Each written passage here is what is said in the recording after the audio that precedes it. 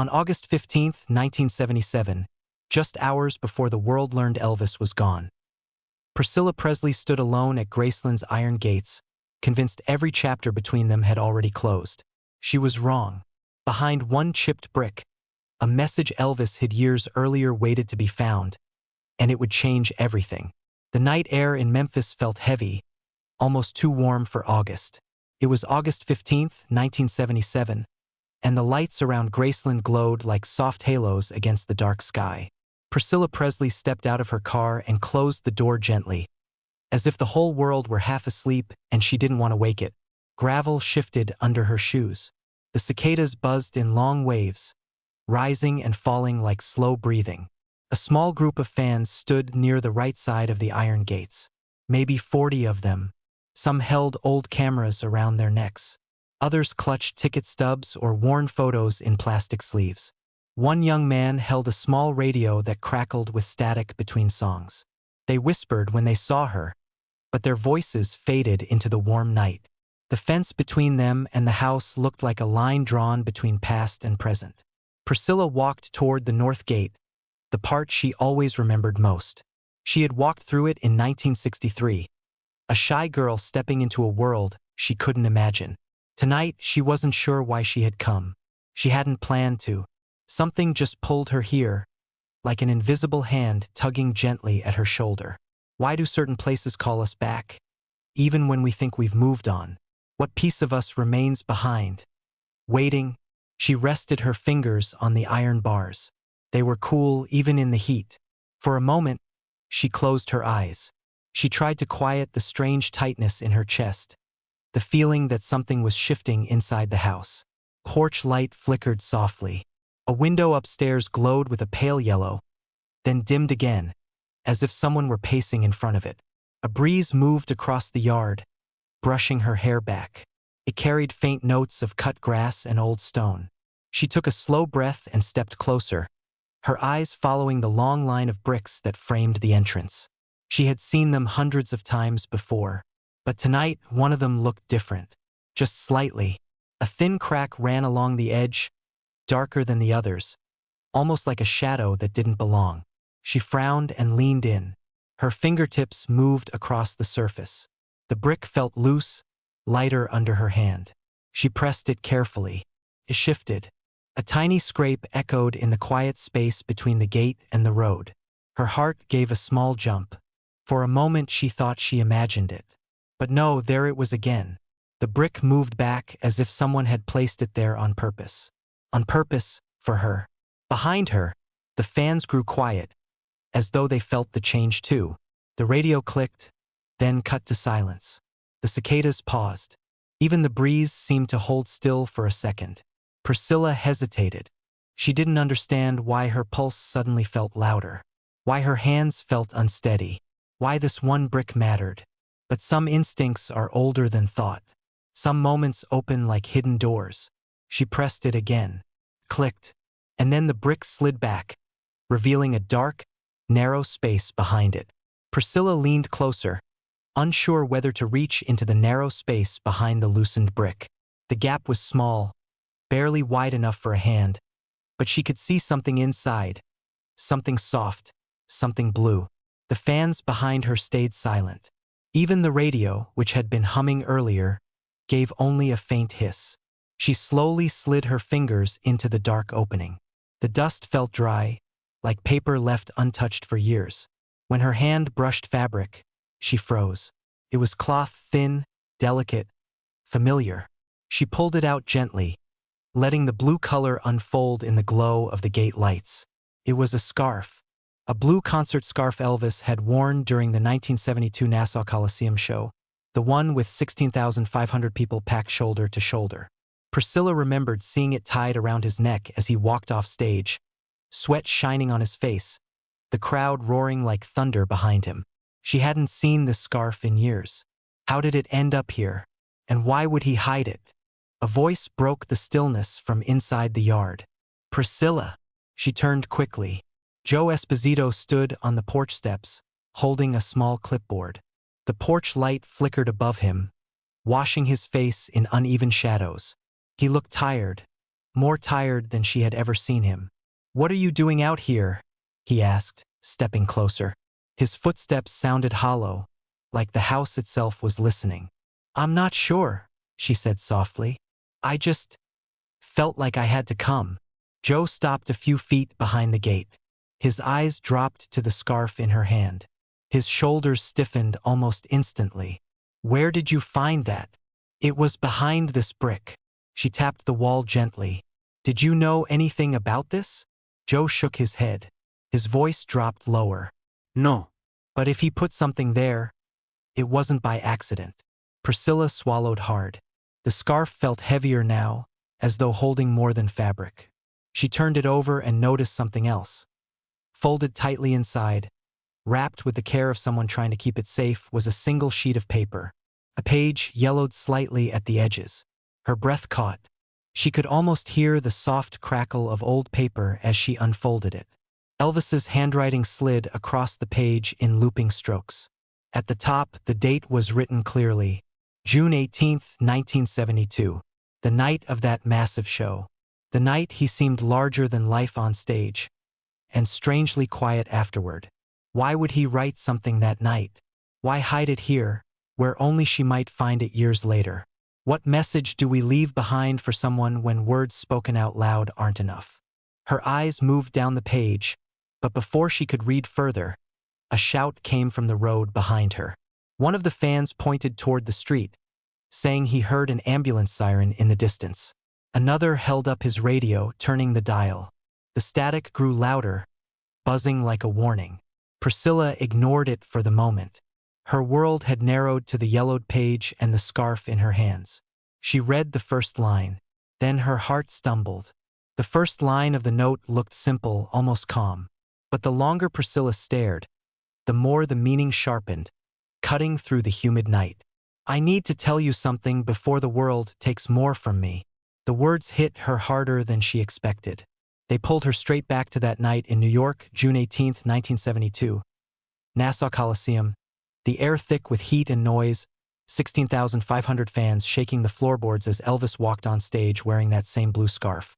She remembered how the crowd screamed until their voices cracked. She remembered how Elvis smiled, but it didn't reach his eyes that night. Something had been different. She lowered the note slightly, trying to steady her breath. Joe stepped forward, resting his hands on the gate as if he needed to brace himself. His voice was low. "What does it say?" I'm not sure yet," she whispered. "But he wrote it the night of that big show." Priscilla's eyes returned to the page. The ink had faded in places but was still clear enough to read. "I feel something slipping. Not the music. Not the crowds. Something inside me." A faint breeze drifted across the yard, lifting the corner of the note. For a moment, the paper trembled like it was alive. The fans behind her had grown completely silent. Even the cicadas seemed to pause, giving the night an eerie stillness. She read the next line. "I don't know how much longer I can hide it." Her breath tightened. She remembered that summer. How Elvis had seemed pulled in different directions, smiling for cameras, joking with fans, but carrying a heavy shadow backstage. She had asked him once if he was sleeping enough. He made a joke about coffee and stage lights, but she remembered the truth hiding under his grin. Why do we sometimes overlook the signs someone is falling apart? And why do their hidden words feel louder after they're gone? Priscilla felt a tug in her chest. She kept reading. "I'm afraid the world expects more of me than I can give." Her grip tightened on the paper. This wasn't a performance note. It wasn't about his voice or his shows. This was fear, personal fear, something Elvis rarely admitted, even in private. Behind her, someone's radio crackled again. A faint voice slipped out between bursts of static, speaking too fast to understand. The fans leaned closer to it, trying to catch every word. One woman pressed her hand over her mouth. But Priscilla couldn't look away from the letter. "There's only one person I can tell this to," Elvis had written. "The one who knew me before the gold suits and the noise." Her throat tightened. She didn't need him to write her name. She knew. She remembered the backstage hallway on that tour. How Elvis had paused before walking into the dressing room, pressing a hand against the wall as if trying to push some invisible weight away. She remembered thinking he looked like a man carrying storms in his chest. The next line of the note felt even heavier. If anything ever happens to me, I want you to understand it wasn't because I stopped caring. It was because I couldn't find the strength I used to have. Priscilla closed her eyes. For a moment the world spun in slow circles. She felt the gravel shift under her feet. She felt Joe watching her, waiting, unsure whether to say something or stay silent. The radio behind her suddenly dropped into a sharp burst of static. A man shouted, "Turn it up!" Another voice said he heard something about the hospital. The tension around the gate rose like heat off pavement. But Priscilla kept reading. The next sentence made her stomach drop.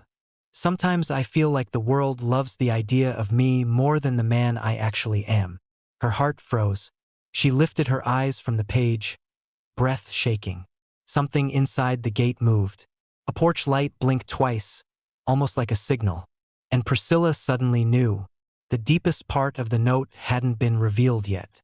Priscilla held the note tighter, her fingers pressing small creases into the paper. That last line, about the world loving the idea of him, echoed through her chest like a slow drumbeat. She had heard Elvis say playful things about fame before, but never this, never something so raw. She forced herself to look back at the page. The next line was written softer, the handwriting almost hesitant. I don't know who to be when the lights turn off. Her breath hitched. She remembered nights when he sat at the piano long after everyone else had gone, tapping quiet melodies while the house grew silent around him. Sometimes he didn't talk at all. Sometimes he played gospel songs until the sun came up.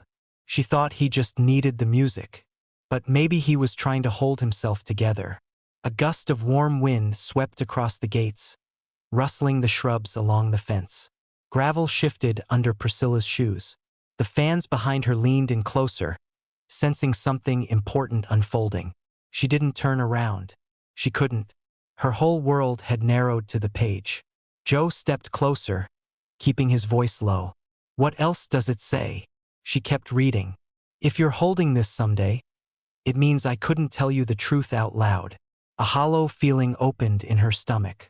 The words felt heavier now, like each one carried a different kind of ache. She lifted her eyes for a moment, staring at the soft yellow glow of the porch light. It flickered again, humming like an old bulb on its last breath. A single thought passed through her mind. Why tonight? Why was she meant to find this now? Before she could make sense of it, the letter continued. I worry the people around me try to protect the image, not the man. And I let them. Maybe I'm afraid to disappoint the world. Short, sharp, honest. The kind of sentence that stops the heart.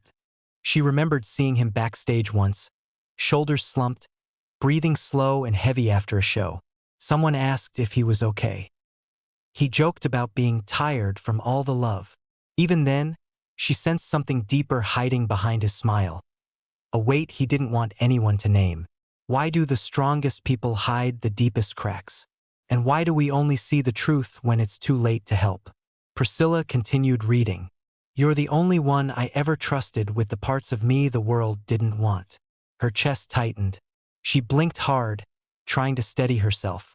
In the distance, a siren wailed faintly, its sound stretching across the city like a warning. The fans turned their heads, whispering to each other. Someone asked if it came from the direction of the hospital. Someone else said they weren't sure. Priscilla forced her eyes back to the letter. Then she reached the line that made her hands go instantly cold. There is something I need to say. Something I should have said years ago. The sentence continued downward, the ink a little darker, as if he pressed the pen harder. Her pulse thudded in her ears. She read the final stroke of the pen. Then she froze. That was it. 2 words. Unfinished. Broken off like he had been pulled away mid-thought. A chill ran down her spine.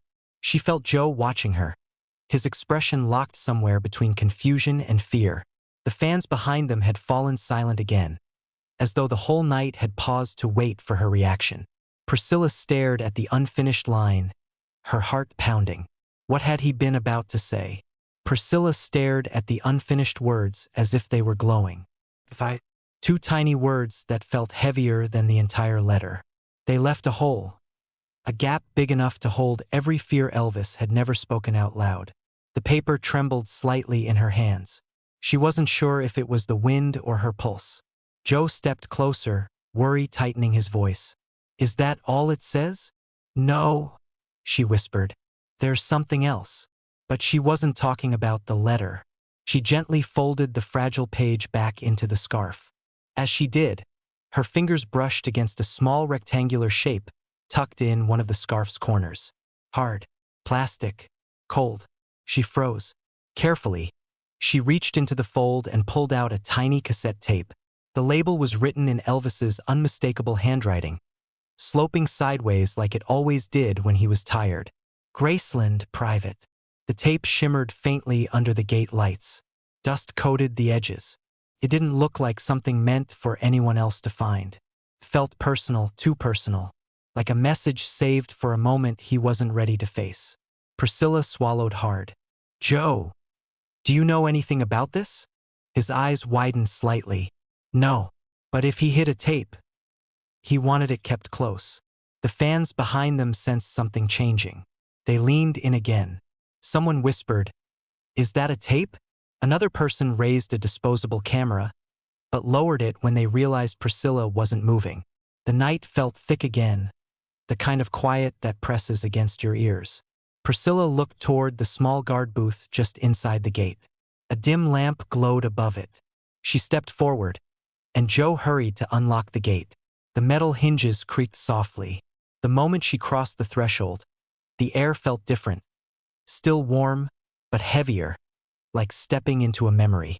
Inside the booth sat an old portable tape player, the kind Elvis used sometimes when he wanted to record quick ideas. Dust collected around the buttons. A faint smell of old electronics hung in the air. Priscilla turned the tape over in her hands. Her thumb traced the label again. Why did he record this? Why hide it in a gatepost? Why leave it for her instead of speaking the words himself? Questions swirled in her mind like smoke. She slid the cassette into the player. The machine gave a soft click. Joe stepped back, giving her space. For a moment, nothing happened. Then a low hum filled the booth. The tape hissed gently, like a distant ocean. And then Elvis's voice. Not the booming stage voice, not the polished interview voice, but a quiet, tired voice. A voice that sounded like someone sitting in the dark with only their thoughts to keep them company. If you ever hear this, it means I couldn't finish the words on that page." Her breath caught. Her fingers tightened on the player. The voice continued, slow and uneven. "I'm trying. I really am. I'm trying to be the man everyone wants and the man I used to be. But some days feel heavier than music can fix." The tape crackled softly. The sound of him inhaling filled the booth. "I just hope you'll understand someday what I couldn't say out loud." The recording stopped abruptly, as if the moment had broken before he could say more. Priscilla stared at the silent machine. Now she knew what the unfinished sentence meant, or at least she thought she did. The tape clicked off, leaving a hollow silence in the guard booth. For a long moment, Priscilla didn't move. She just stared at the player, her hand hovering above it as if touching it again might make his voice return. But all she could hear was the hum of the lamp above her and the muffled breathing of Joe standing just outside. Elvis's unfinished thoughts hung in the air like dust motes, drifting but never settling. Joe cleared his throat softly. What do you think he meant?" Priscilla took a slow breath. "I think he was trying to tell me something he didn't know how to finish." Her fingers shook slightly as she picked up the letter again. The folded lines matched the tremor in her hands. Words he wrote decades earlier now felt painfully close, like he had written them yesterday. The scarf lay across her lap, still carrying the faint smell of old cologne and stage lights. She opened the note once more. The last line stared up at her. "If I..." 2 words.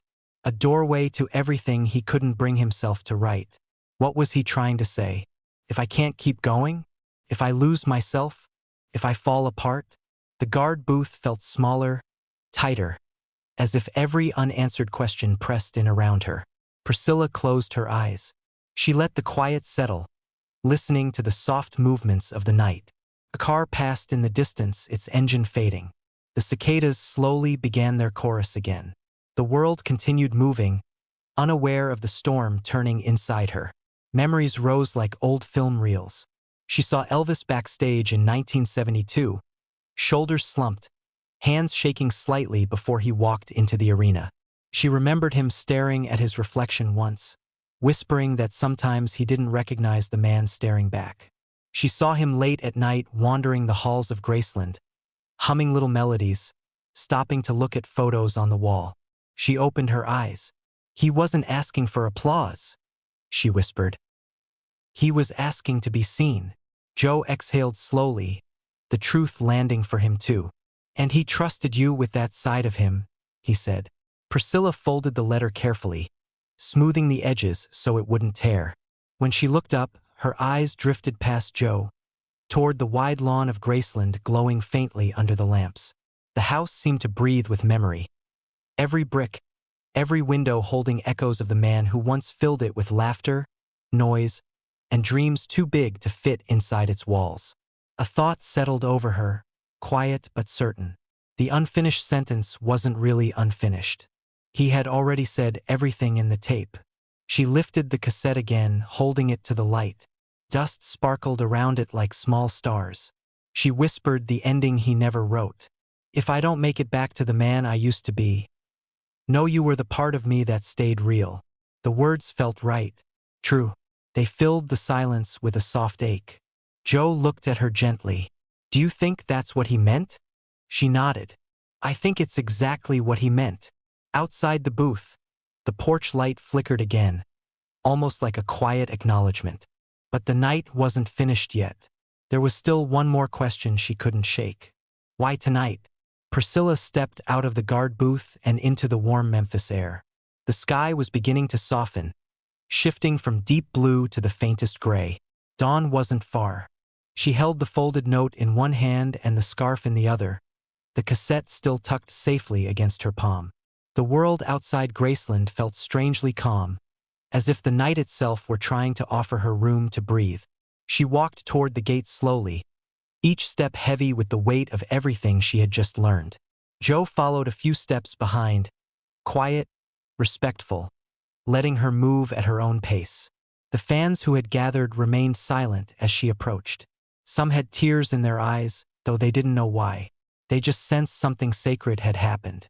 The porch light flickered once more behind her, like a soft goodbye. Priscilla paused at the center of the gate, her hand resting lightly on the iron bar. She looked back at the house, at the windows glowing pale in the early morning light, at the long driveway, at the silhouette of the home that once held an entire era inside its walls. The air seemed to hum with something she couldn't name. Why tonight? Why had she felt pulled here on this exact evening, in this exact moment, as if guided by something she couldn't see? She closed her eyes and let the night settle inside her. Maybe it wasn't chance. Maybe it wasn't coincidence. Maybe unfinished words don't disappear. They wait. They wait for the person meant to hear them. The scarf in her hands fluttered faintly in the breeze. She traced the edge of the fabric with her thumb, remembering how Elvis used to knot these scarves around his neck before shows. He'd wink at her, saying the crowd always loved when he tossed one into the audience. She had always believed the stage was the place he felt most alive. But perhaps she had been wrong.